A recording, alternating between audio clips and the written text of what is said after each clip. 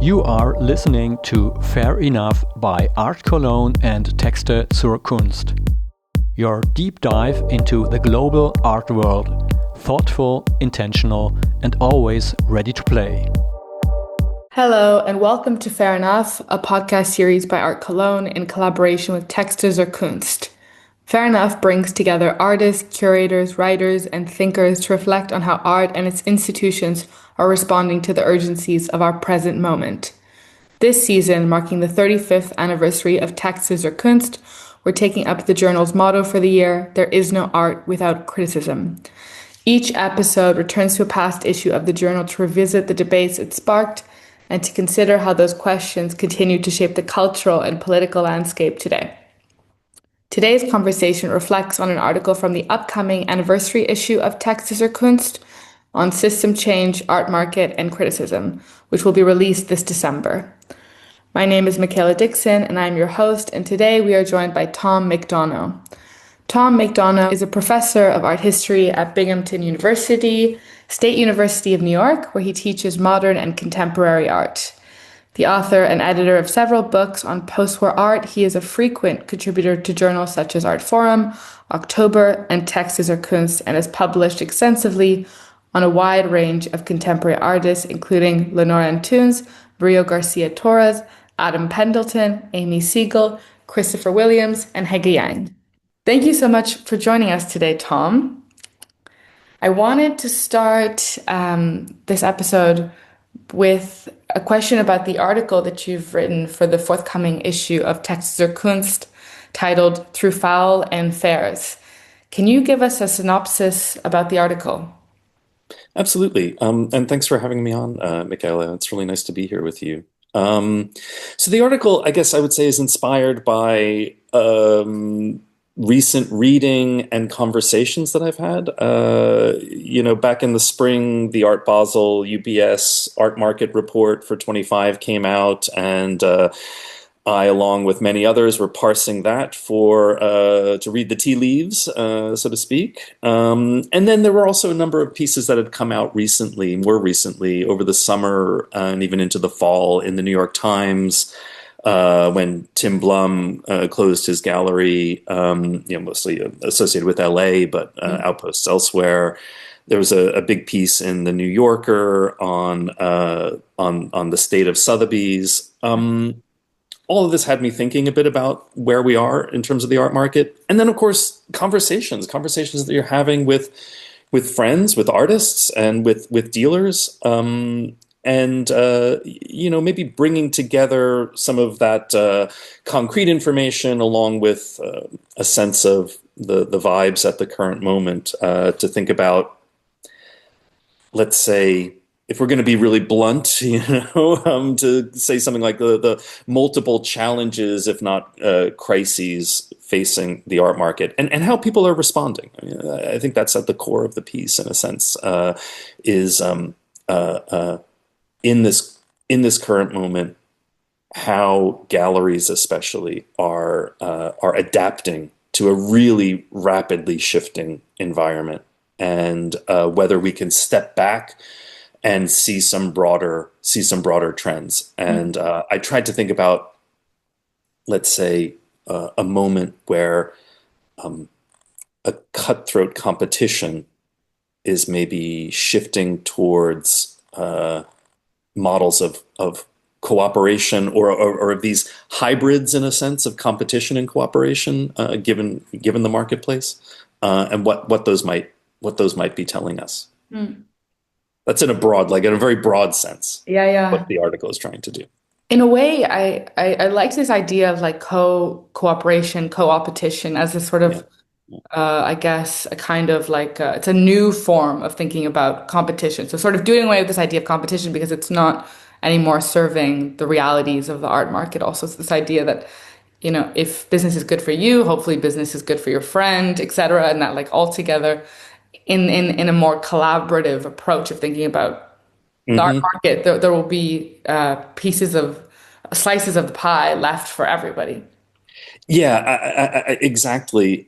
So this it's a kind of business jargon, a horrible neologism, to be honest, co-opetition, that two sort of prominent business consultant people developed in the 1990s, and they were really responding to this idea that traditionally in business consulting it was all about how to trample your competition. It was a winner take all model, and they were both really devotees of game theory. And the idea was that they developed through this close reading of game theory was that actually, yes, exactly as you were saying, effectively, there are a lot of business strategies that while benefiting you, like to get the most benefit, you're also benefiting potential rivals. And so that we work best, business can work best in this model of a hybrid of competition and cooperation. Okay, that's pretty abstract. But we've seen a more explicit turn to something like this in the art world in the last few years. I'm thinking of spaces like the campus in upstate New York, in the Hudson Valley, up in Kinderhook, opened for the first time in summer 24.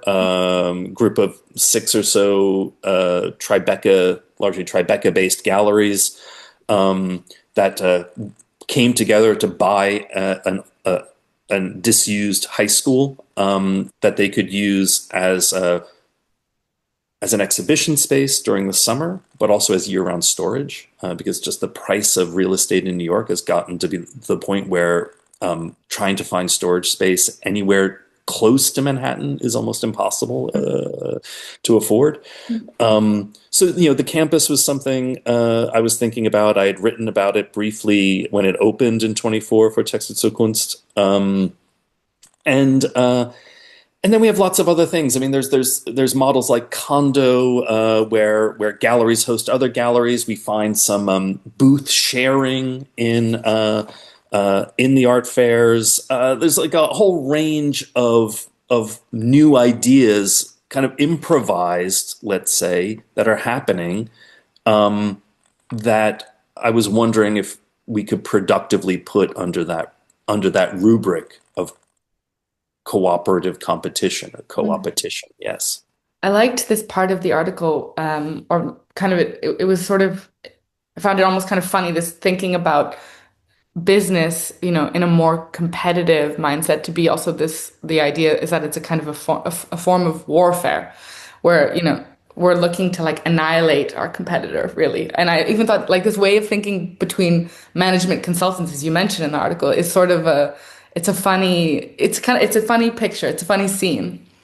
Yeah, well, it's like the law of the jungle. It's survival of the fittest. These kinds of models, and I think, now, the question in a sense is, did the art world ever exactly function according to those models? Yeah. Right? I mean, I want to be careful here because I'm trying to bring in an idea that will help us conceptualize something, even as I'm going to annoyingly perhaps speak with you about the limitations of that model, because the art world is a particular place, and even though it is a world of business without a doubt, it's a business of a very particular sort, and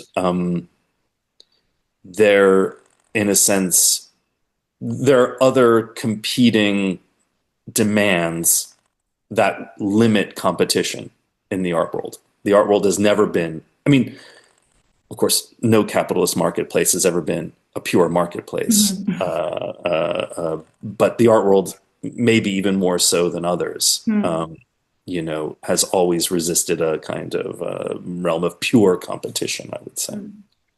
It brings me to think about the argument also that you make around monopolies in particular. So something that we're seeing, which is that the players at the top 1%, 10% of the market really have the market share of the money at the moment for many reasons, but it also parallels how business was working in all these other industries too, where you see the presence of monopolies becoming clearer and clearer and clearer, and then so it becomes problematic for the middle and the smaller tier galleries. It makes sense to think about sharing a booth, etc., as a way to counteract. No, absolutely. And obviously, like we're living broadly, we can say economically in an age of consolidation and growing monopolization. There's for various reasons, governments seem unwilling or unable, as they had in the past, to block monopolies. And in the bigger world, that's in many ways tied both to big political shifts, but also new kind of the new models that technology has brought forward that make it harder, perhaps, to envisage what how to break up monopolies. And in the art world, yes, I think we've seen a handful of large, mega galleries, blue chip galleries, increasingly occupy larger and larger, both literal pieces of real estate, but also, more and more of the geography of the art world, and bringing in ever larger rosters of artists, which I think has really created serious challenges for especially mid-size galleries. Now, I want to be careful because I think there's a danger here of describing a situation in which the mega gallery has all the power, and there are these trends towards monopolization, and these are huge problems. But the Art Basel UBS report would give us pause in a sense, because it's precisely the top end of the market that's suffered the most. Interesting. It's precisely the sales of over $10 million that have dropped most precipitously, at least as far as we know. Yeah, totally. And so when you're running, these huge pieces of real estate in multiple global cities, that's a real problem. I mean, you think about what monthly you need to generate just to keep that machine rolling. Your costs are. So I don't have any, I want to be careful here. I don't want to No, you're right. It's good to point it out. Worths and the Gagosians and the Zwerners, and being like, oh, they have it all, because they are running on the treadmill in some ways faster than anyone else. Yeah. The stakes are very high for them. Yeah, exactly. I mean, there's a sense in which, and I'm not like, the idea isn't for me to come here and be like the prognosticator of doom or something like this, obviously. But there's a sense in which it's a system that's not really working terribly well for anybody at the moment. And this gets to the other side of things. I mean, there's the hardcore of the money, of course, right? And whatever we read in the paper and the reports, I mean, like talking with people, it sounds even worse, right? I mean, talking with folks, there is a real sense that there's some big problems, and you can just think of all the closures, all the galleries that have been shuttered in the last couple of years. But beyond that, I was having dinner with an artist friend, relatively senior figure, and he just said, nobody's having fun. And like the reason we're in this at some level is because it was fun. Yeah. And dealers, artists, collectors, that sees to be lacking in a sense. And I mean, that may not be the biggest problem in our world today, but it gets at the maybe the cultural aspect of the crisis we're talking about. It's not only an economic one, but but a broader question about purpose, maybe. Yeah. No, indeed, it's certainly just one of the things that's going on in the world at this juncture, but it does affect people like you, people like me, who are also working and trying to sustain the economy of this world and want it to continue, etc. It's interesting. No, I will just say, like, yes, absolutely. And if we want to talk about, if you're bringing up monopolization, I think we have to not think simply about the gallery world. Monopolization extends well beyond it, and really to think about the art press and the role of monopolization there. I mean, we have one media corporation that owns the three largest art magazines in the U.S., and we could say, three of the most significant, historically most significant voices. When Penske Media owns Art Forum, owns Art in America, owns Art News, that's a concerning thing. And I don't mean it in terms of editorial control. I think that's a separate issue, and I'm not even going to get into it today, with you. That's another conversation. I mean simply in terms of the risk of these things disappearing completely, because ultimately none of those properties, I mean, art forum is maybe a prestige property for them. It's never going to be economically significant.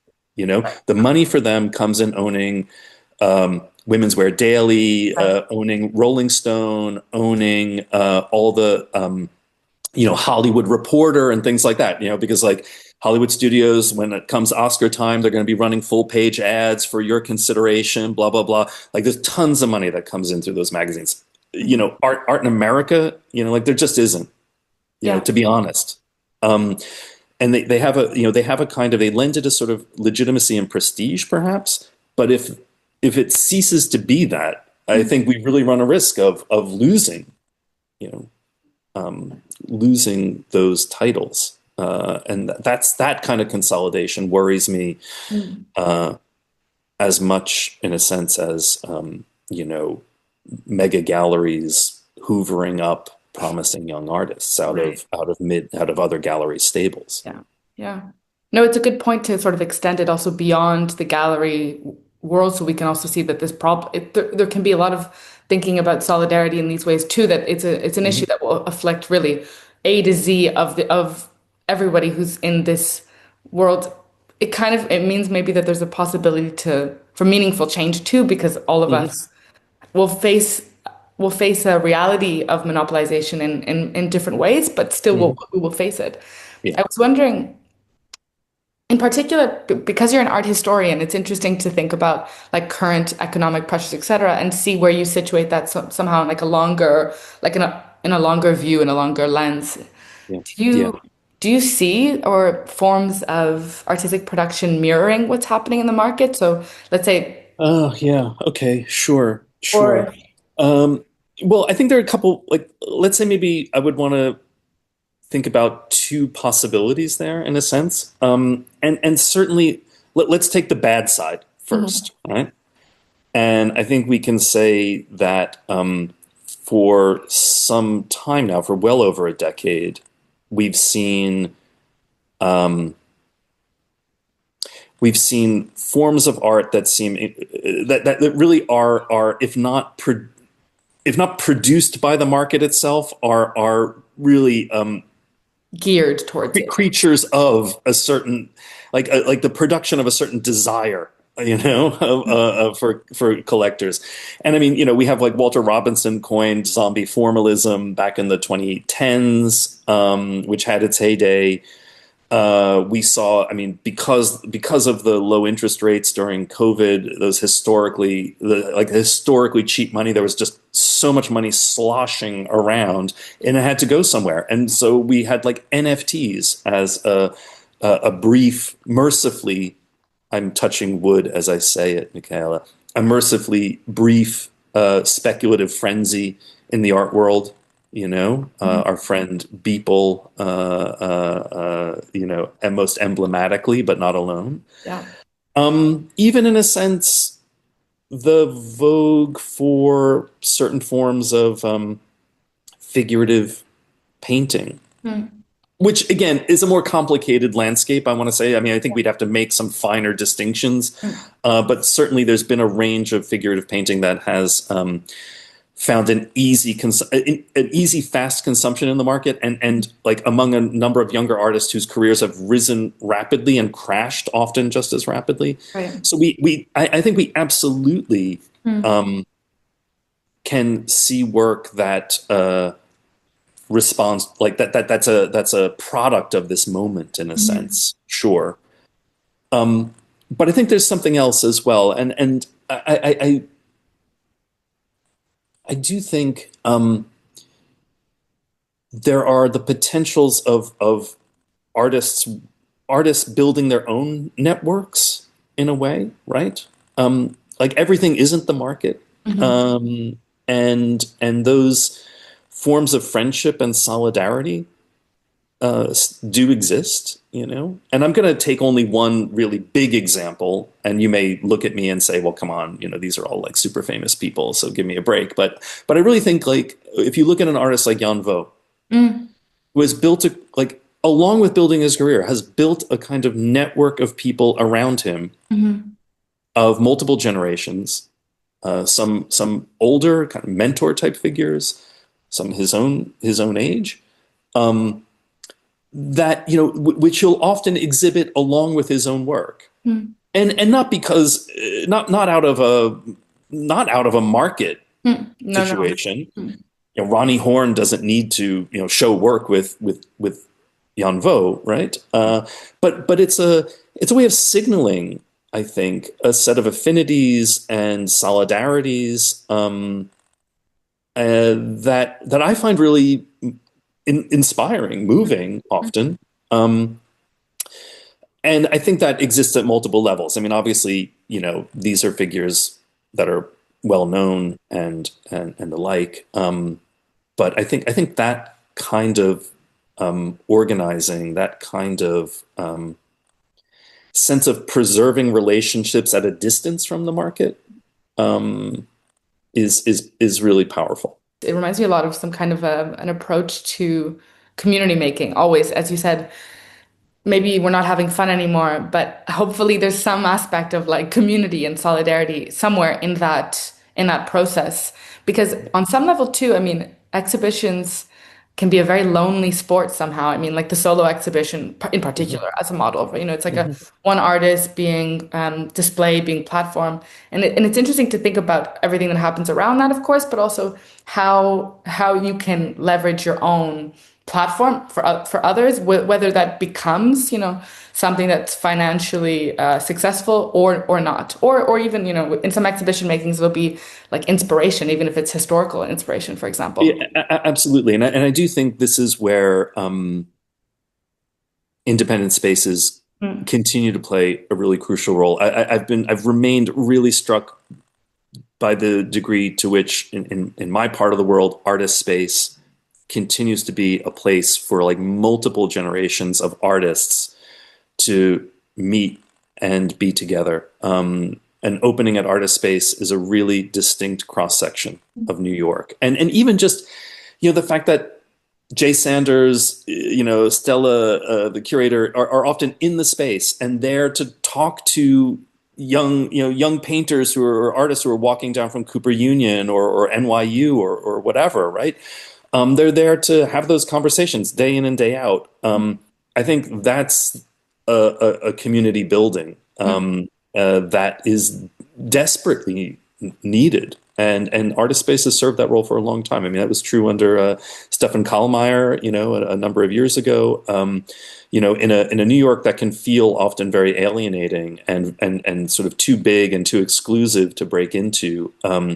I think Artist Space has really offered a model for how to preserve a community in a world that can feel very anomic. Yes, yeah, definitely. The other point, sort of, I was thinking about too, talking about like the sort of alienated, individual-esque, let's say. I think this word individual, of course, nowadays is quite negative, which maybe is for good reason, but it brings me a bit to the argument that you bring up around post-Fordism in particular. I think for most people who've been maybe in any kind of like art theory zone in the last 10 years, it's a term you maybe will be a bit familiar with. But for those who are not familiar with the kind of the essence of post-Fordism, would you explain a bit what that shift represents? Sure. I'll put on my David Harvey hat for a moment here, the great sociologist of post-Fordism. Let's say post-Fordism broadly names a shift in how our economies work, a move from 20th century economies of scale. Think about 20th century American car manufacturers that owned the rubber plantations in Brazil and commanded every aspect of the line, these kind of standardized products produced on assembly lines, produced at a mass scale. Post-Fordism names a shift towards more flexible modes of production, first pioneered in Japan in the 1970s and then really spread globally. The notion of just-in-time production, the increasing automation, but also the maybe more relevant for our end of the world, along with these changes came a change in the nature of work, right? Labor ceased to be the labor on the assembly line that was so de-skilled, in the sense of like, my job for, 8 hours, 10 hours a day was putting one screw in one part of the car as it came down the assembly line. And I just was there to repeat that task over and over. Under post-Fordism, the worker has a much there's a greater degree of intellectual labor than necessarily goes in. There's a set of decisions that are devolved onto the worker. So along with flexibilization comes a kind of mobilization of that intellectual role. The art market. Let's say it's complicated, I would say. The art market obviously is part of this, without a doubt. I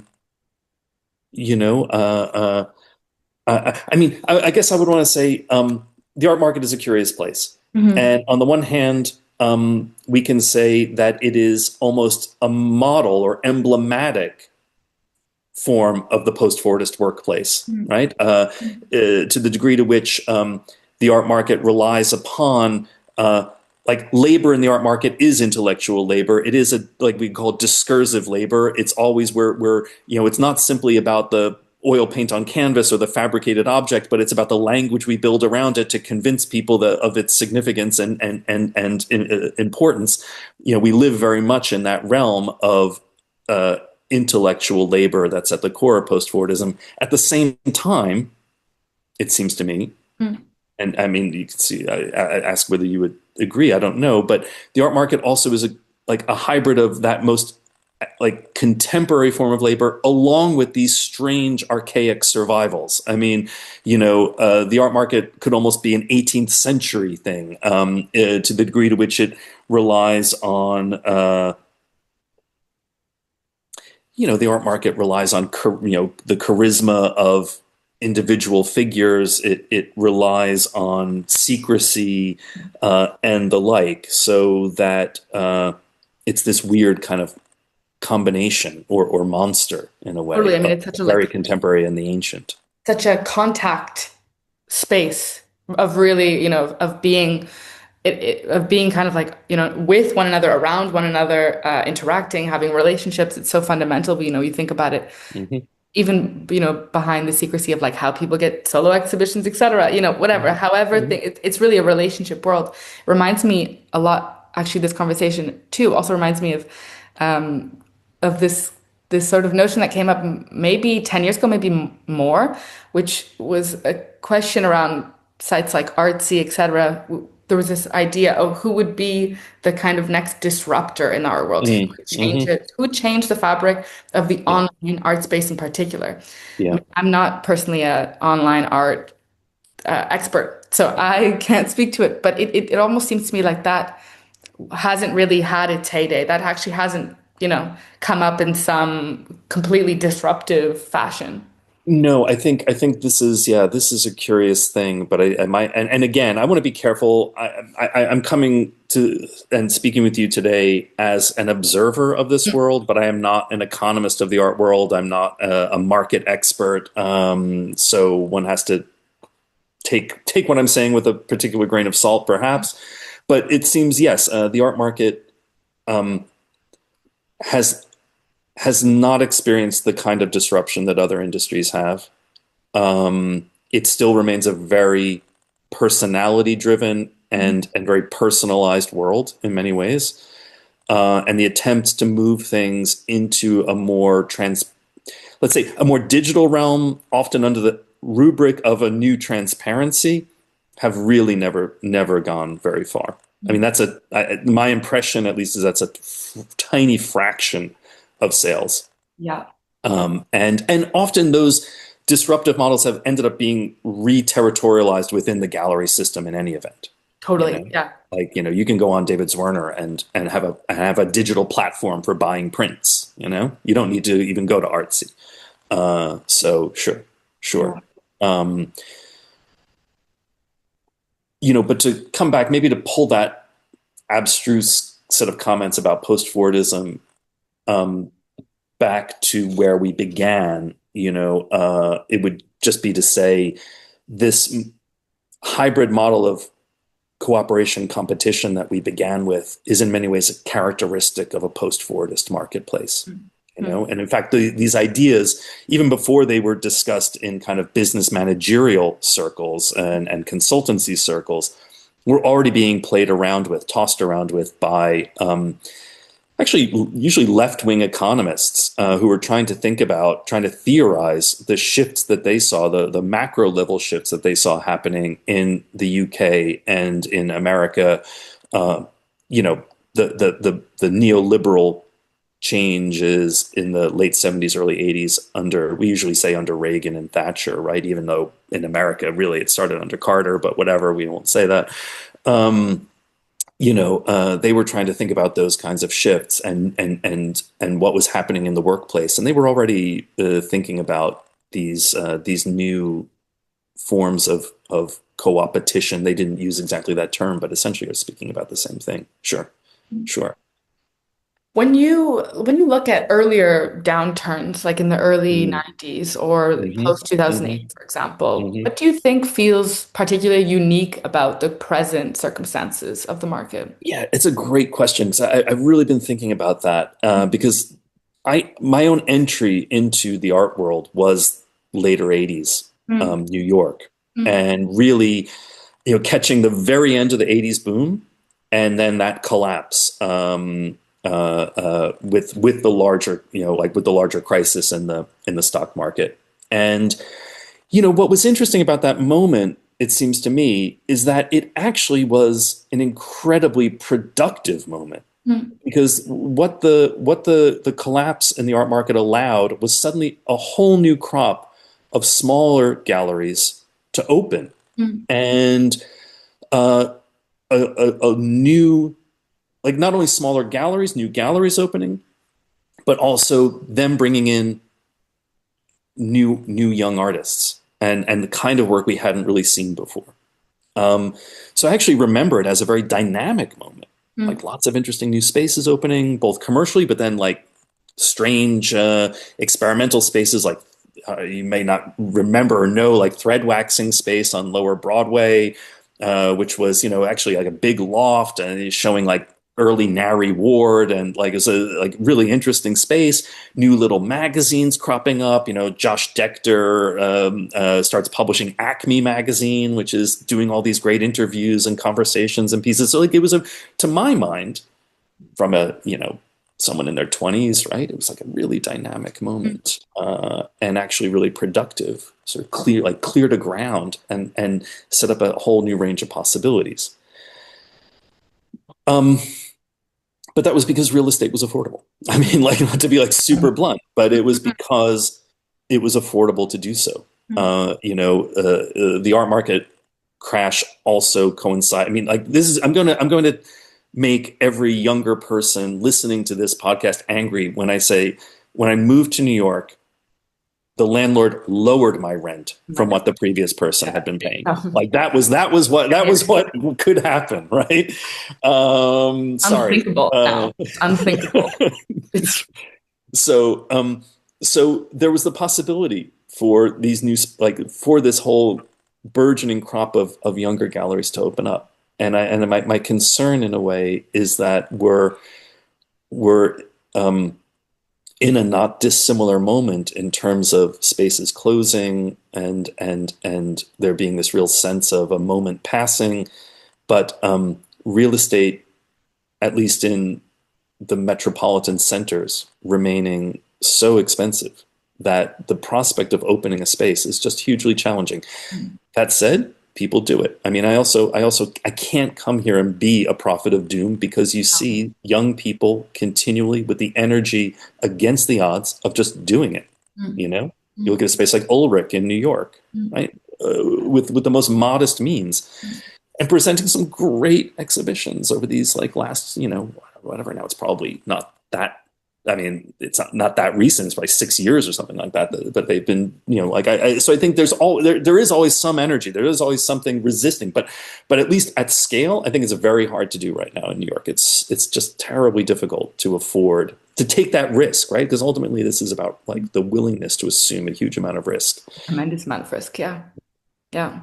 Yeah, and I always say to people, I think if you're not majorly risk, like I think to be a gallerist somehow is to be somebody who is can handle a lot of risk, can Mhm. really can surf that wave of Yeah. insecurity, like financial Hmm. insecurity. I mean, depending on, Hmm. of course, how you finance your gallery, etc. But still, Hmm. it's not Hmm. necessary. I say it often to people, it's not that you're a grocery store. Like it's Yeah. your business model is really particular, and so you which is an amazing thing, but you also have to think also sometimes quite creatively about what that means for the artist that you work with, and also your own livelihood, Hmm. etc. One term that somehow I feel like keeps coming up in a lot of conversations about also the current state of affairs, which is quite a generic term, but I'm curious to hear your thoughts about it. Is this idea that the moment is sort of defined by like late capitalist logic? So it's like late stage capitalism. It's this kind Yeah. of that this is a bit the product of that has been sort of maybe even, I don't know, kind of coming down the pipeline for some time. How do you respond to this argument or this idea? Yeah, I think it's like it's a very big picture kind of question, I would say, which is important to think about. Um, and I think there's no single, I mean, I'm going to say maybe there's no single answer. Obviously, let's, maybe we could say late capitalism, and the term itself is a bit problematic because it always like gives us hope that like it's going to change. Like, well, what comes after late, the new Yeah, thing. yeah. Let's say Extra like late. Yeah. advanced capitalism or our current, neoliberal, militarized neoliberalism, whatever one wants to call it. Let's say that it or spectacle, a spectacle commodity world, Mhm. does a very good job at destroying the very foundations of the thing it's trying to profit from. Mhm. And that's true at a big scale, like climate. Mhm. And it's true in the art world, as well. It's true at our scale. That the very kind of fermenting creativity that it wants to make money from, it is also crushing, at the same time. Uh, okay. And I think at some broad level, I would want to say that's true. Mhm. But I would also have to acknowledge that the art market, and maybe this comes with that weird hybrid monstrous nature that I was talking about earlier. The art market has what we could call a kind of relative autonomy Mhm. from other industries. Uh, you know, I think for a long time, critics, like critical theorists, have been, you know, um, prognosticating or predicting the kind of collapse of the contemporary art world into sort of the world of luxury brands and fashion. That's been something for 2 decades probably people have been lamenting, but we're always only ever on the verge of it, right? It never really quite happens, and it's not to say that they're not intertwined, and it's not to say, of course, but it never really becomes the same thing.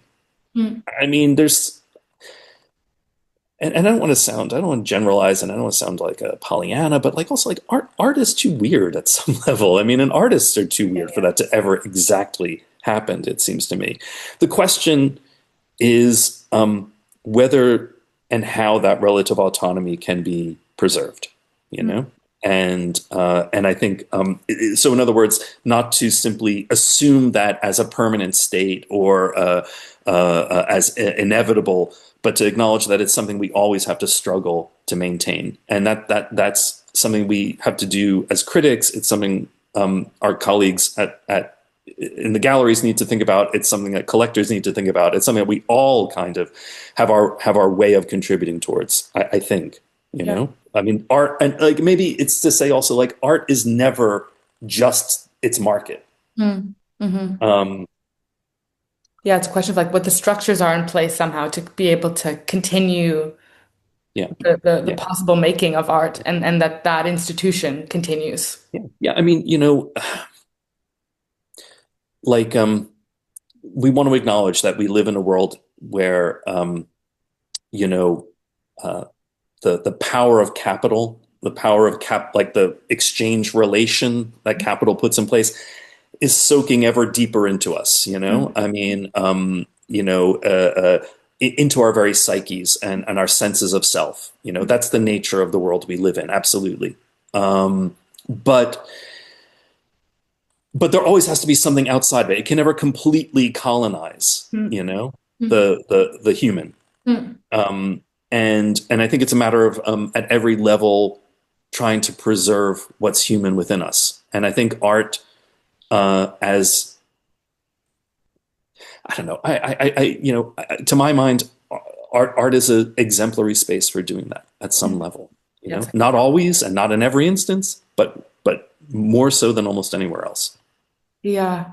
It's a fundamental human project, whatever that kind of means. But like from a cultural Yeah. perspective, I think of like, cave, the cave drawings, for Yeah, example. well, sure. We want to go back to, you know, back to Lascaux and, you Hmm. know, Chaux de Fonds. Yeah, we certainly could. Yeah, yeah. I mean, absolutely, absolutely.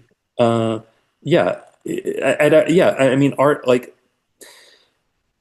okay. I mean, this is very dangerous and to get, you know, to broach. But I really, yes, I do feel like there is a profound like spread throughout the species, you know, demand. Um, uh, to make. Hmm. It's one of the ways that we, yes, can assert both our autonomy and how we belong in the world. And art, even today, even in dire circumstances, continues to offer that possibility. And as I said, it's just we have to preserve the room for it. Hmm. A question that's come up a few times in some of the other episodes with some other guests has been the question of what the situation. It's a big picture question, so that's my heads up. It's a Mhm. it's this question of like modernity in particular, sort of how we interface now with kind of what's left of the project of like modernity in particular.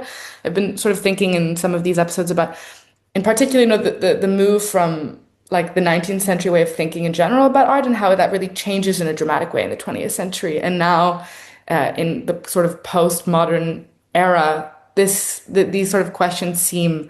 somehow really more relevant than ever to me because yeah, maybe even if we're waiting for something new to happen, it always, as you say, it does feel like we're on the verge of something else. We just don't know what that else is, and maybe we're waiting for Godot. Like maybe that doesn't come. I also I'm not I can't diagnose it myself, but I'm curious about how you see that or how you see kind of like the remnants or the Yeah. yeah Well, there are two. Let's say there are two broad models that we might want to put on the table and decide where we stand in relation to them, right?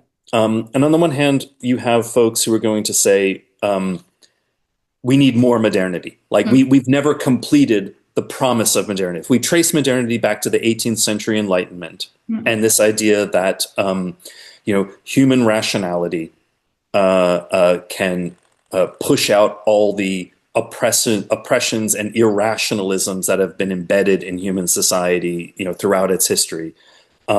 That, you know, this is the kind of there is a famous German philosopher, right, Jürgen Habermas, who has, you know, rang this bell for decades, right, that modernity is an incomplete project, and we need to you know, precisely not move, you know, not escape it, not move beyond it, but to push further into it, and to really live the promise, to realize the promise of those 18th century revolutions, the American Revolution, life, liberty, the pursuit of happiness. Read that in a radical way, as someone like Hannah Arendt did. You know, the promise of the French Revolution, the rights of man, you know, those kinds of ideas. And I think there's powerful reasons um,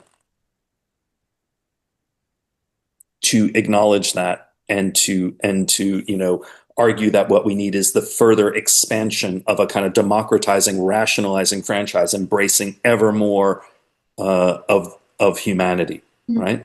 So, the 18th century revolutions freed, like we're about universal white male suffrage. We need to continually expand that, et cetera, et cetera, et cetera, right? Okay, sure. I think there's another viewpoint, and it's one that I've been thinking a lot about lately, which is to say, actually, modernity has been an unmitigated nightmare from its very beginnings. And, as Marx writes, capitalist modernity is birthed in blood and gore. It's precisely premised on the doing away of the human commons, and the privatization of ever greater aspects of human existence, down now to the very level of our genome, right? Which can be copyrighted. And that our aim is not to extend the force of modernity, but rather to ask, like, how do we get out of the 20th century? I mean, we may be living in 2025, but we're still living in a 20th century world. How do we get out of modernity? And this is, what maybe a group like the kind of leftist academics and Retort, someone like Tim Clark, has been thinking about for 20 years now, really, since the early 21st century. This what Retort calls the world of militarized neoliberalism under conditions of spectacle. How do we get out of that? And I think in the art world, these projects to move us beyond modernity have had a lot of power in recent years. I mean, you think about Adriano Pedrosa's Venice Biennale. I mean, I think that is one way to read a project like that. So, I mean, that's a very big picture answer to a sort of big picture question. If you're asking me where I stand on all of it, like you, I think it's a challenging question. I mean, I do feel the salutary, obdurate, is it pessimism of the second position? Feels. I mean, it's a difficult. We're living in a difficult moment. Let's just say we're living in a moment when it's very hard for me to acknowledge and celebrate the upsides of modernity, because its impacts from climate to mass, to genocide, seem really clear right now. So I'm on the dark side. Let's say, for the moment. What do you think the way out of it is? That's a very speculative question. Well, I think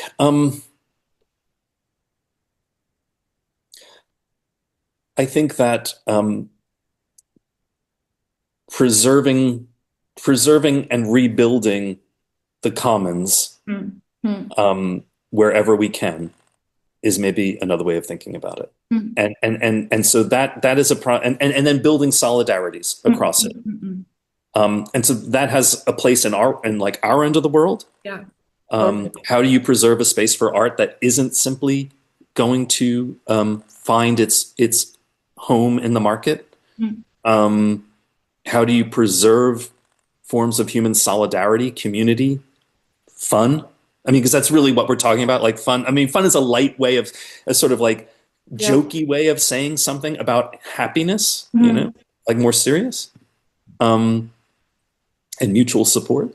But that's also something that we can share with other people around the globe, because these are struggles that are happening, across the world, and in various forms. But that might be one way of thinking about what we do. Sure. One question that we've been asking also to some guests after this sort of question around the 19th, 20th, 21st century is it's a speculative question about the current era of art history that we find ourselves in, which is not an easy question, but it's interesting to understand how people see the current moment, like art historically in particular, especially as people who study kind of like long durées of different periods.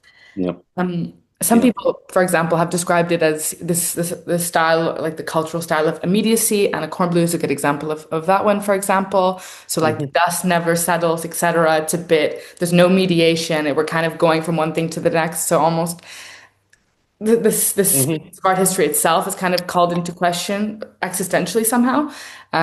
Another guest that we had on also she found it to maybe it would for her it would be called something like no posterity. So I mean, kind of slightly pessimistic maybe, but an interesting way of thinking about periodization in particular. Yeah, yeah. Yeah, certainly. Again, if we want to like take a step back and place it in a larger context, we can say like we're living in a society that has been destroying any sense of history for some time. I mean, if we want to think about modernity again, maybe relate that that art history is a victim in many ways, or our ability to periodize and conceptualize perhaps is a victim to that same sort of amnesiac culture that we live in. Certainly, as a practicing art historian, I can write you a prescription for this later. But as a practicing art historian, we see students wanting to address ever more recent work. That's been a problem. It's been a characteristic for some time. But I mean, when I came into the field, you were basically told, you can't really write anything within the last 40 years. Now it feels like you can't write on anything made in the last 40 hours at times, But I think, the challenge of periodization is not simply, it's also tied to our own uncertainty within the discipline of art history about where we are. So it's not simply like, oh, it's hard to characterize or diagnose the culture out there because we're not even sure what our culture is. I mean, I grew up in a discipline of art history that was very clear on what the project was. Right? I mean, art history had been an intellectual backwater largely for generations. And then there was this incredible wave of innovation that swept through the field, beginning in the late 1960s, early 1970s, right? A kind of critical wave rolling out of the activist movements of those years that gave us a feminist art history, gave us the new social history of art, these kinds of things, which crested then in the 80s and 90s as all of these insurgent historians took up positions in the major Ivy League, top programs, as critical theory became a broadly accepted language and the like. That whole wave is ebbing now, right? I mean, it's ebbing humanly in that those people are retiring, but it's also ebbing in that the conviction.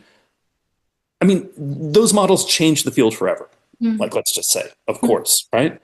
But the sense of what comes after or what the next project might be, I think, has remained deeply uncertain. And we can say we've expanded. If we're going to point to one project, it's been the expanding geographies of art history, the acknowledgement that we can no longer simply write a history of modern and contemporary art that's based in North America and Western Europe, but we look to Latin America, we look to Africa and the African diasporas, we look to East Asia, South Asia. We have a globalized art history, without a doubt, and that's been a very productive shift. But that hasn't challenged our definition of art. It hasn't challenged our definition of art history. In fact, it's often remained relatively conservative. It's been a project of expanding. It's essentially expanding what one might see on the walls of a museum, on the walls of a gallery, on the walls of a biennale. Other kinds, like other names, different painters, different sculptors, but not really changing what we might think of as art. And I do think part of like what's incumbent on us as a younger generation, middle-aged generation of art historians, is to really think about how we can take art out of its isolation. I mean, I think in a way, art history has spent too much time providing more fodder for the market, more objects that might be ultimately commoditized, even if that's not the aim of the art historians themselves. But it's new things that can arrive on those walls to be sold. I think we really need to think about how to move art out of the isolated realm it finds itself in the marketplace, in a set of kind of elite institutions. We need to really think about what the politics of the discipline are, you know, in that sense. And I think a kind of project of like a radical democratization, you know, might be something. Now, that's not exactly, I mean, I know your question is more like, where are we in contemporary art? And I'm answering something maybe a little more esoteric, but one that I think is really, like, if we think about the task of the future has to be more than our ability to better effectively name the present. Right. I mean, that is a concern, and we spent a lot of time, art historians and critics, asking ourselves, what is the contemporary, you know, about a decade ago. But I think there's a bigger question.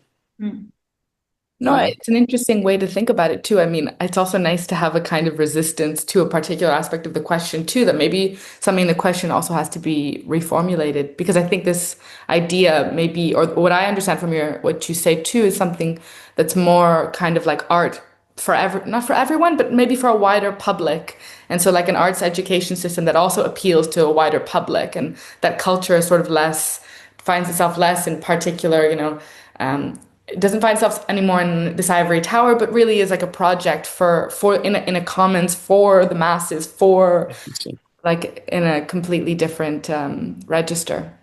Yeah, I think there are real possibilities there, and I think again, there's elements in contemporary art that point us towards those directions, and there are elements that are far outside of it. But I think we need to, in a way, and I'm not I mean, I want to be careful, Micaela. I'm not excluding myself from this. Like, I'm not pretending that I've, you know, responded to this. This is a challenge for me as well, but it's something I increasingly think about, even as, you know, one's very I mean, well, whatever, you know, we spend our lives working to be where we are, right? I mean, to learn specialized vocabularies, to build networks of colleagues, to teach our students, to go see exhibitions. I mean, like, you know, that's a full-time job and a hard one. And you know, we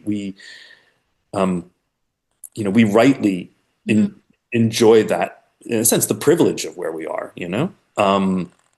But I think recognizing how we can at times build walls around our, like, even inadvertently even build walls around what it is that we're doing, and maybe make it so that we can't really see a fuller range of art shaping, creativity making that surround us, you know. Yeah, it's a question really, somehow I find so much of like expertise in particular, like this question that art has a language that it can read as kind of, in quotes, pretentious. This is like a conversation that many people will have. But I always think about, like, you know, a language of experts is also something, it's a way also to build a knowledge base. It's a production of knowledge. And that's like that's also fundamentally important, but that doesn't have to be, you're always kind of like, if you're a person, I think, who really cares about this, you care about knowledge, you care about, you know, the dissemination of knowledge. You also understand there's parts of those things that have a certain kind of community in particular, but that doesn't make them elitist. Yes, no, absolutely. And we do need, as in any field, we need specialized language in order to discuss things. But I think we need to be able to recognize, we need to be able to toggle between different kinds of languages, I would have to say. And we also need to be able to translate. I mean, maybe like our role as critics, as art historians, at least. And I think this is probably true for, I mean, in a way, gallerists are they've been doing this forever, right? How do we translate, you know? How do we, you know, translate between discourses? So we can have a certain kind of conversation, you and I, or around the seminar table. Right. But how do we actually, like, the knowledge that's generated there, how do we translate it into a language that is broadly able to be taken up broadly? Yeah. And that's also maybe part of, maybe to come back to the initial prompt for this conversation, like this end of the, like this part of the conversation, you know, where are we in the contemporary? I mean, part of that is maybe our difficulty or our inability to adequately translate. you know? Like we haven't been able to name something, Right. not because it potentially doesn't exist, but because we're wrapped into a kind of language that hasn't permitted Mm. a translation that would allow for a broader debate. I don't know. I don't Yeah. know. No, yeah, Uh, it's quite interesting. I think what you propose there, that it's also an issue that's situated in the language itself. mhm, Yeah, I think this question of language in general, I mean, it's interesting to be working in visual art because it's almost this nice opportunity to be away from an aspect of language, even though you mhm, maybe deal with visual language, but it's different. But it mhm, often makes me think, for example, of I've brought it up a few times, but it's something that I think about often, like the deconstructionist thinkers, and thinking about mhm, this way of language and this mhm. project, thinking about how what the legacies of that way of thinking are. Nowadays, even though Yeah, that yeah. I mean, I'm gonna completely second what you're saying, and I'm gonna say yesterday I went with a group of my grad students down to Dia Beacon, and many of them are international students, never been to Dia before, had a vague idea of what it was, but here we are. You're standing in these galleries and you're looking at a room of Robert Ryman. You're looking at a room of Ankawara. You're looking at a Donald Judd. You're looking at Meg Webster, Senga Ngugi. And I think one of the things that we ended up talking about that I thought was so interesting was the way that critical language, art historical language, often builds a kind of cage around the object. Mm. It's a way of domesticating it. And often it's almost like, and I don't know whether you have this impression, Michaela, but sometimes it really feels like you read something and you're like, well, that's a brilliant piece of writing, but does it really have anything to do with this, like this piece of art? Or it makes the art too comprehensible. You know what I mean? Like we want to explain it and like all away. And so we fit it into a box. And to fit it into that box, you have to ignore so much stuff. I mean, you must have had this experience. I mean, I'm sure you took art history classes, and your professor tells you X, Y, and Z about a given painting. And then you actually go to the museum and you're like, what? Like this painting looks so different from what that guy was describing, Like, I mean, this is so much weirder. Like, Yeah. like take any cubist painting, you Mhm. know? And then you think about the dumb language we generally use to describe it to our students. Yeah. Like, it's just so much more complicated. Or a Manet or a Pollock or Yeah. or Robert Morris, whatever you want. I'm sorry, I'm naming like No, horrible no. male artists, but like Eva Hesse, I Yeah. mean, Anna Mendieta, take your pick. Mm. Um, and so I think, in a way that when someone like Derrida, if you really read him and when he's really going, what's amazing is that it is not a domestication of the text. It's not a domestication of the subject. It is precisely a continual opening, Mm. like ever more possibility opening up. And in a sense, he's never trying to explain something or analyze something. He's really creating, in a way, another artistic object alongside the one he's studying. Totally. And I think, what would an art history that looks like that? Now, I'm not saying to write like Derrida because that'd be a bloody disaster. We know, but like if we took Yeah. that spirit, Yeah. you That know, curiosity, that kind of like really that yeah, openness. yeah, that ramifying, Mm. I think that I mean that's a big ask because Mm. that really means that we have to think about writing in a very not merely as an analytic kind of descriptive tool, but as a creative tool. But um, but the best art history does it, right? Mm. I mean, Tim. I mean, when you read Tim Clark, Yeah. discuss a Bruegel painting, Yeah. and then you go back and it's not like, oh, he fit that painting in a box. It's Mhm. like, oh my gosh, yes, like Yeah. further in, deeper, Mm. deeper, deeper. Or like that the Site of Death, the Poussin book that he wrote. Spending a year or whatever in front of these two Poussin paintings at the Getty. Yeah. I think I think there's something to be said for it, and it Totally. pushes against our Mm. desire to consume things quickly and to look quickly. It's funny that you mentioned that book. I'm actually in the process of reading it right now. Oh, And that's it's nice. been a really interesting, it was a close friend of mine that bought me that book for my birthday. and it's who is a art historian also herself. So you can kind of understand where it comes from. But reading that book has been so interesting because it's like a diary entries of like Yeah. every single day visiting these Yeah. two paintings and looking at them in so many different kinds of light in particular, thinking about what light works well, what doesn't work well, what shows up, what doesn't show up. And also it's this, very one of the paintings is this dark this scene where this man has been killed by a snake. Bitten by a snake, indeed. And it's just but it's an interesting experiment. I mean, he calls it really, an experiment in art writing, and it's kind of a conversation that's kind of come up a lot in these episodes. It's a question of art writing in particular. Maybe it makes sense that people that have like art history, literature, and critical theory backgrounds think a lot about how you do write about art, how you convey like meaning in that form, and it's not a clear project, and that's also something that's very interested in. It's very interesting to have conversations around it because it's not so clear what that project is or what it can be. Although some people, I'm sure, have fantastic formulas for how to write fantastic press releases, and this is how Without a doubt, yeah, this is how it is. yeah. Well, AI will take it over soon enough. Don't worry. AI will take that over. But it's funny because when you try sometimes with AI, you realize it's really bad. I don't know if you've tried, but it can be horrific, and it borderline cringe. My final question for you, you mentioned your students, and I thought I wanted to ask, what are like some of the graduate students interested in writing about when it comes to art history? What are there dominant trends or themes of things that they're in particular attracted to at this moment? That's a really good question. And I would say the projects that I've been most inspired by my students are the projects that remain the least recognizable.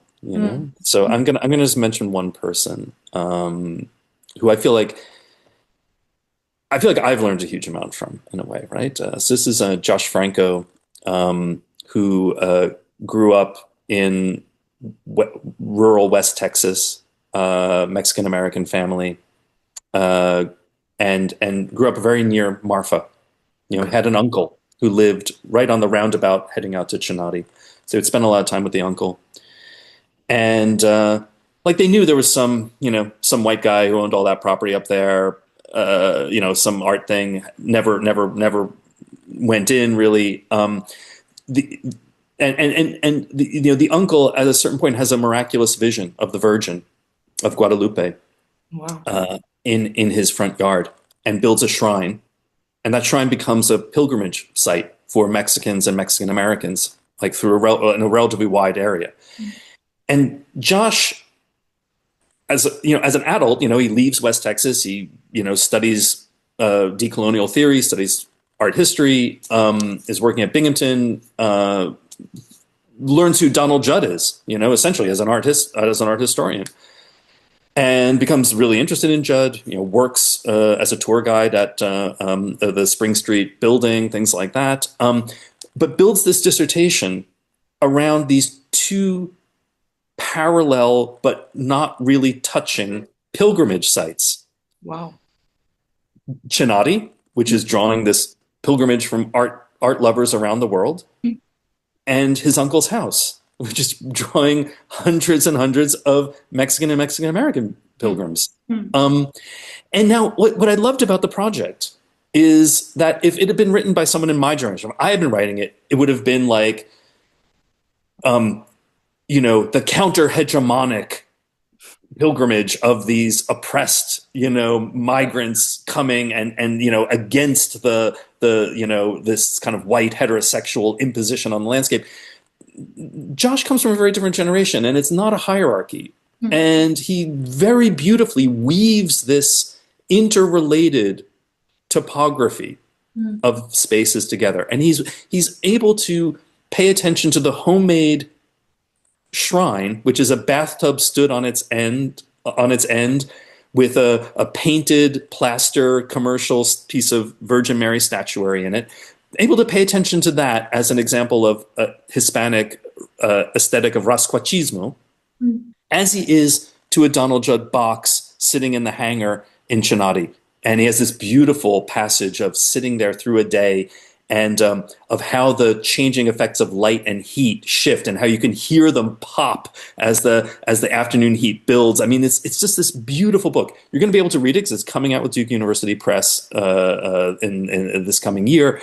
But like, this is the kind of work that is pushing. Like, it's not recognizable within our normal categories. It's not a book on, Hispanic American art. It's, not a book on minimalism. It is a book on both, reading both against the grain. It doesn't have the kind of hierarchies that one might expect in any form. And it's beautifully written.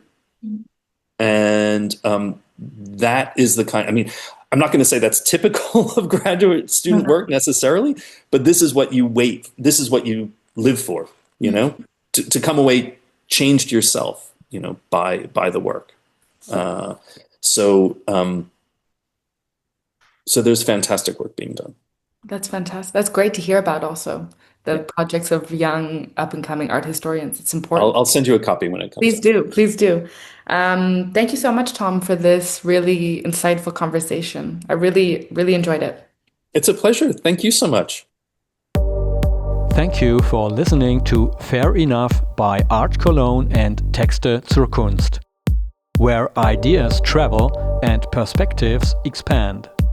From the world's first art fair to 2 days conversations on modern and contemporary art. The dialogue continues, every fall live in Cologne.